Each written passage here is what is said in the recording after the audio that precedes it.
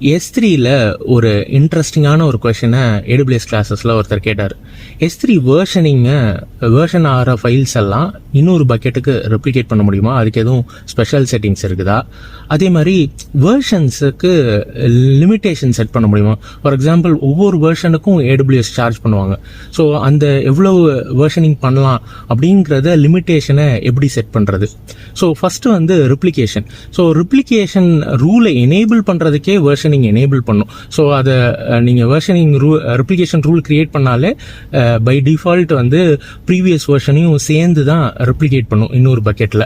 அதே மாதிரி S3 வேர்ஷனிங்கை எப்படி லிமிட் பண்ணுறது. ஸோ இதை லிமிட் பண்ணுறதுக்கு நம்ம லைஃப் சைக்கிள் ரூல்ஸை யூஸ் பண்ணுவோம்.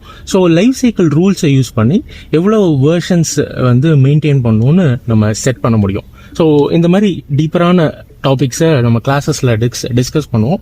ஸோ இப்போ ரெஜிஸ்ட்ரேஷன் ஓப்பன் ஆயிருக்கு, மறக்காமல் செக் அவுட் பண்ணி பாருங்கள்.